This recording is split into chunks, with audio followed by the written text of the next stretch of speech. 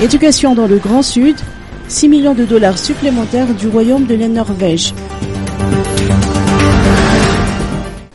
Le gouvernement de la Norvège renouvelle ce jour sa nouvelle phase de partenariat visant à améliorer l'offre éducative dans les écoles primaires publiques à destination des enfants des régions d'Anjouy, Anus et Atsimojefan. Le programme conjoint à hauteur de plus de 6 millions de dollars sera mis en œuvre pour 2019 en étroite collaboration avec le Fonds des Nations Unies pour l'enfance ou UNICEF, le Bureau international du travail ou BIT et le Programme alimentaire mondial ou PAM. Ces 3 régions bénéficiaires de ce programme sont parmi les plus vulnérables du pays, accusant des taux de scolarisation et de rétention au primaire sensiblement inférieurs à la moyenne nationale et des populations importantes d'enfants non scolarisés. Pour permettre que tous les enfants de ces régions, et particulièrement ceux des familles les plus vulnérables, puissent bénéficier d'une éducation inclusive et de qualité, ce programme adopte une approche collaborative en mobilisant les appuis de plusieurs agences du système des Nations Unies. Les financements norvégiens depuis 2015 ont permis l'accès, la qualité et le renforcement institutionnel. L'éducation est l'une des plus importantes priorités de la coopération internationale du gouvernement norvégien.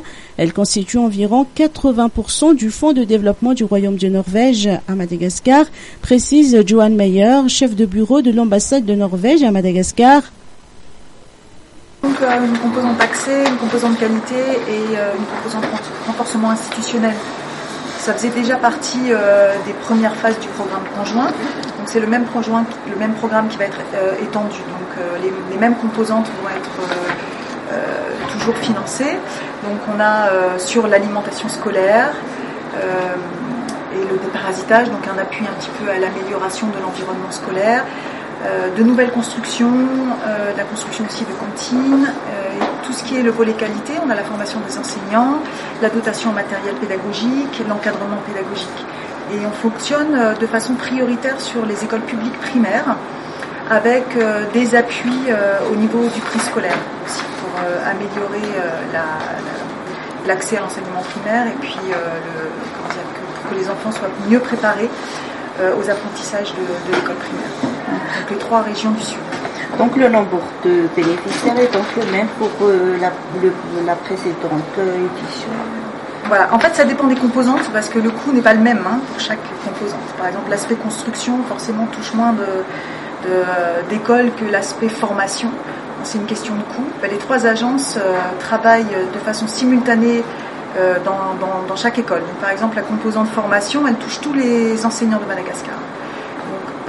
Tous les enseignants des écoles publiques des 3 régions du Sud, Et là où on peut, donc on ajoute le dispositif de construction et le dispositif d'alimentation scolaire.